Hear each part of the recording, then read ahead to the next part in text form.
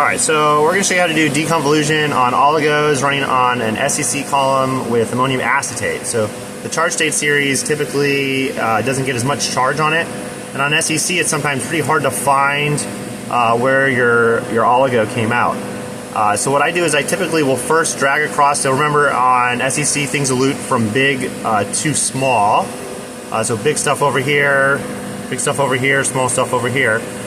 Since it doesn't charge that well, you'll see that there's like a bit of the charge state series out here. And so we found it, but now we want to get like exactly where it came off. So then I'll right click and drag across one of the peak features that I'm interested in.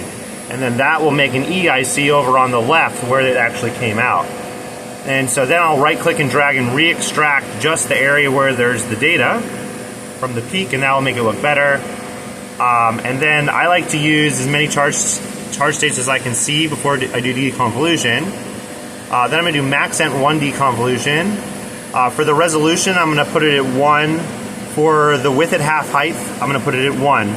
I typically do between 10 and 12 iterations, but you want to set that if you're comparing different samples. And then this oligo is supposed to be about 30 kilodaltons, so I'll give it some room. I'll usually go like maybe 20K up to 50K. So I'll usually go a little above the double charge and a little below the dimer, so I don't include those two in the math. And then I'll hit OK and let it draw out.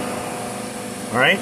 So when you look at this, it looks like there's many peaks, but actually just the largest peak is the real one. These are all considered harmonics due to the deconvolution math. And you can tell they're harmonics because they're just kind of like repeating the same pattern over and over again. And typically the largest one is the correct mass set. And so there you go. And then I just print these out, or you can either print it right here with the print button. You can copy exactly as this window is laid out with this copy, and that just puts it into the copy paste. So you can put it into like a PowerPoint. And then if you wanted to do a raw data copy, this would give you the XY raw data copy. But again, it only gives you the window you have zoomed. So if you want to do the whole thing, I wouldn't use a harmonic data, but you would copy this and then you can paste that into a text file to email to yourself to replot. And so then we can do this one more time, but with a smaller oligo. So again, I'll close all this stuff out. And then we're going to open up, this is a smaller oligo. It's a little bit dirtier. And so because it's dirtier, you see a lot more small stuff coming off towards the end, giving you this increased signal. But again, do the same thing. Right click and drag across kind of the whole area where stuff should be coming off. And this is smaller, so these are all the shortamers and things like that are impurities that are coming off. But the larger species, this one right here, is the one we're interested in. So you can do the same thing where you right click and drag across the charge series that you're interested in, and then that will give you where it exactly came off. So then you can avoid all the minor impurities, get a nice clean looking charge state series. Again, you want to just include the data, which includes your charge state series, so you can even include this small little blip out there, which is part of it.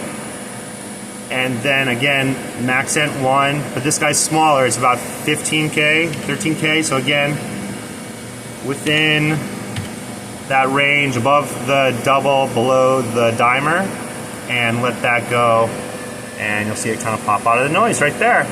And so for this one, you don't have as extreme of harmonics, but again, I don't like to use the deconvolution data like this to look at minors minor impurities too often, so I'll just usually focus on the mass that I'm looking for, which is right there.